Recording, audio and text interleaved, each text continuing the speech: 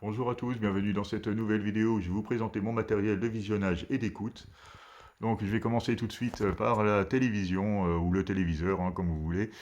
C'est une Sony Bravia XF 8505, un modèle de 2018.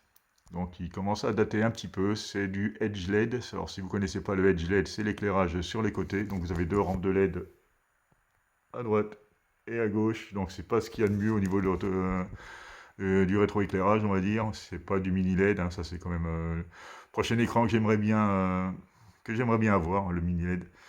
C'est quand même assez top, surtout au niveau de la diffusion de la lumière. Mais bon, en attendant, celui-là fonctionne très bien, donc je vais m'en contenter.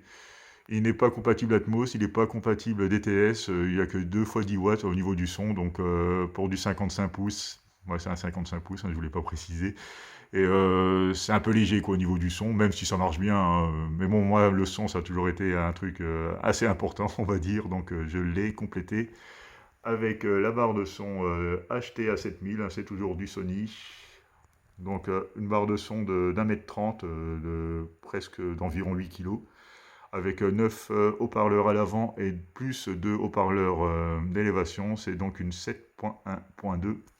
Donc c'est du compatible Atmos, 360 degrés mapping, DTSX, donc elle gobe tout. Ça c'est plutôt sympa. Bon, bien sûr pour l'Atmos et les DTSX, hein, c'est du virtualisé, hein, c'est certifié, mais comme il n'y a pas d'enceinte au plafond, hein, ça reste du virtualisé, mais ça fait super bien le boulot, hein. C'est assez bluffant d'ailleurs. Même la barre seule, sans les surrounds, on voit une spatialisation. Je me demande comment ils font, hein, franchement.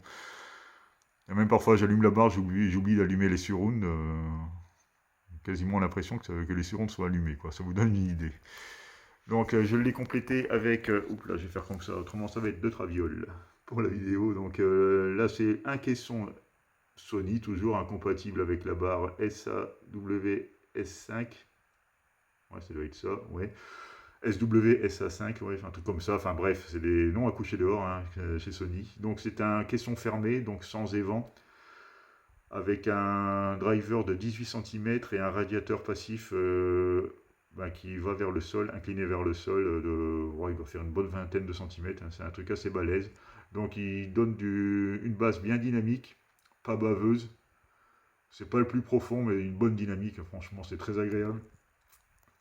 Et en plus, il n'y a pas de résonance abusée, on va dire, sur les murs, vu qu'il est fermé, c'est top. C'est pour ça que je me suis permis de le ranger dans une voûte comme ça. Enfin, c'est deux petits meubles, hein, comme ça, hop, voilà. Et pour avoir en fait un rendu plus diffus, parce que le mettre sur le côté, moi, j'aime un peu moins, on va dire. Ok, je l'ai complété, donc cet ensemble, avec les surrounds. Les surrounds, c'est les RS5, hein, en trois voix ou deux voix, hein. Il y a un tweeter et un médium en façade et un haut-parleur d'élévation sur le dessus pour l'Atmos virtuelle. C'est des enceintes qui tournent sur batterie, donc pas besoin de branchement pour pouvoir les utiliser. Vous pouvez les balader un peu partout. Vous avez un bouton pour l'allumer et un petit bouton à droite pour refaire le calibrage au cas où vous changeriez les enceintes de place. Personnellement, je les ai mis sur pied parce que j'ai pas l'intention de les bouger, quoi. Donc je les ai laissés fixes comme ça. Ça marche super bien. Vraiment un ensemble Atmos qui est vraiment très convaincant. Donc voilà pour l'ensemble. Au niveau des lecteurs, j'ai le Sony UBP700. Bon, c'est un classique, hein, il est à 250 euros, hein, actuellement. Bon, là, il fait un peu son, je ne sais pas si vous le verrez correctement. Voilà.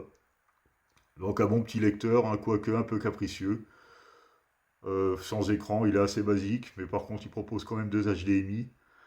Un HDMI que je branche sur la télé pour l'image et une deuxième HDMI qui est dédiée au son que je branche directement sur la barre de son. Parce que comme la télé n'est pas compatible TS et Atmos, je la passe le son par la barre de son directement, donc en 2.1, qui est au passage la barre de son est compatible VRR et ALLM, si vous avez déjà un écran assez balèze. C'est pas elle qui freinera le débit, on va dire. Donc voilà, mais bon, lecteur très sympathique, hein, qui fait le boulot. et relativement capricieux hein, avec certains disques.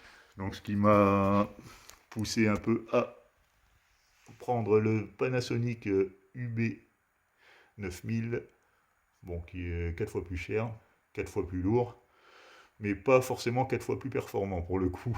Parce que bon, ça lui arrive d'avoir des petits caprices également. Ça m'a un peu déçu d'ailleurs, mais bon, quand même beaucoup moins que sur le Sony. Bon, au niveau des connectiques, c'est blindé. On retrouve les deux HDMI, donc un pour l'image et un pour le son.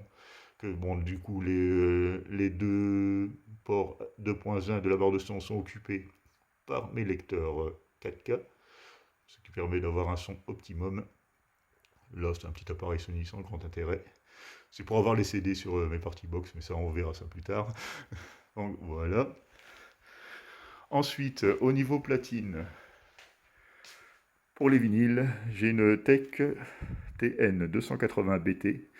Donc c'est une platine amplifiée, Bluetooth, de très bonne qualité. Hein. Elle fait près de 5 kg. Hein. Au niveau pour la stabilité, c'est pas mal. Hein. C'est un panneau, enfin un châssis en NDS à haute densité avec des pieds en caoutchouc hein, pour éviter les vibrations. Donc c'est une belle petite platine. Vous avez une amplification inclue, une préamplification que vous pouvez désactiver si vous êtes déjà équipé d'un préampli. Le Bluetooth fonctionne super bien, donc ça me permet de le brancher sur mes petites enceintes nomades comme sur les grosses chez Nifi. Ça passe partout. Vous avez bien sûr la possibilité pour les puristes de la brancher en filaire avec des enceintes audiophiles. Très bon matos. Hein. Au niveau de la cellule, on est sur l'Audio Technica AT3600 qui était vendu avec l'appareil. Hop. C'est un peu flou, voilà. Et je m'étais pris, hop, j'ai essayé de remettre la main dessus, voilà. Une cellule Audio Technica AT95E. J'avais appris qu'elle allait devenir rare. À l'époque, j'ai payé 49 €. Et en effet, qu'on voit au prix qu'elle est aujourd'hui, elle a quasiment doublé, voire triplé. À l'époque, c'était un excellent rapport qualité-prix, c'était même abattable. Hein. Bon, bien sûr, il y a des cellules qui sont beaucoup plus chères et tout ça, mais bon, celle-là reste quand même une référence. Bah, surtout à 49 €. J'ai bien fait d'avoir profité, comme ça j'ai une cellule d'avance. Bon, pour ceux qui n'y connaissent pas trop, la cellule, c'est carrément la tête de lecture. Hein. C'est pas forcément que l'aiguille, c'est carrément l'ensemble, la tête de lecture, que vous pouvez remplacer, parce que ça tient avec deux vis, comme vous pouvez voir, que vous pouvez remplacer assez facilement sur toutes les platines au moins moyenne gamme. Là. C'est pas, par exemple, les platines que vous avez dans les grandes surfaces à 50 balles, vous pouvez pas changer les cellules, vous pouvez pas faire grand-chose. Donc là, je voulais quand même quelque chose d'assez costaud au niveau de la platine. Elle est encore en vente actuellement à 350 €. Moi, je l'avais acheté parce que j'ai fait une super promo sur Amazon, bon, ça fait quelques années maintenant, où je l'avais touché à 140 €. Quoi. Donc, c'était vraiment la grosse affaire.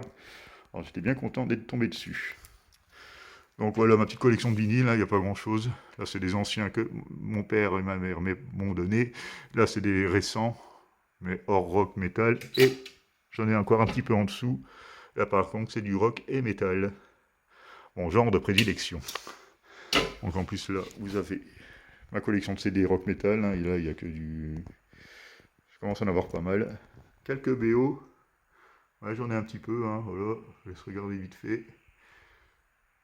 La petite Sony XG500, la petite baroudeuse qui attend sa prochaine balade, ce qui marche super bien. Ensuite, nous avons la partie box 710, 800 watts. Elle ne brille pas par sa clarté et par sa netteté, par sa précision, on va dire, mais ça fait du bruit, ça tape bien. Bon, c'est JBL, hein, vous connaissez leur timbre de son, on va dire, hein, qui est assez particulier, c'est très basseux. Bon, pour faire la fête, c'est ce qu'il faut. Je l'ai raccordé, hop, je refais le tour.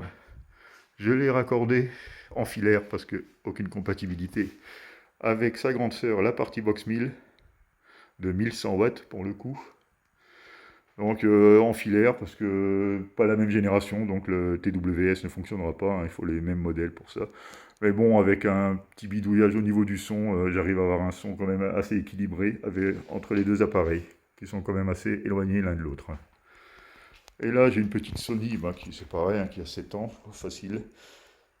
La MHC V81D, bon, on n'a pas les basses de JBL, mais bon, au niveau du son, on est quand même sur autre chose. Elle possède un gros boomer de 30 cm, 4 médiums, 2 tweeters, et plus encore 2 tweeters à l'arrière. Parce que Sony L360 degrés, c'est une longue histoire d'amour, on va dire. Parce que vous mettez là, comme je l'ai installé au milieu de la pièce, ben, vous pouvez mettre le son, vous aurez le même son derrière que devant. En fait, ça sera vraiment diffus sur toute la pièce, ce qui n'est pas le cas des JBL. Hein. Vous mettez derrière une JBL, vous avez que des basses. Hein. C'est pas, vu que les vents se trouvent derrière. Contrairement au Sony, où les vents se trouvent en bas. Donc, moins de basses, mais bon, son plus net. Beaucoup plus de fonctionnalités. Lecteur DVD Blu-ray. Non, lecteur DVD CD plutôt. Le panneau de contrôle bien rempli, avec énormément d'options. Vous pouvez faire tomber de la flotte dessus, hein, c'est étanche en plus. Après non plus pas passer avec l'arrosoir dessus, hein, peut-être pas aimer. Donc voilà, alors vous avez aussi un contrôle sans contact, enfin plein de gadgets, ce qu'il faut pour le karaoké. Là, par exemple, hop, c'est caché. Deux ports, pour la guitare ou mettre deux micros, port USB pour la lecture. Bon, c'est bien complet.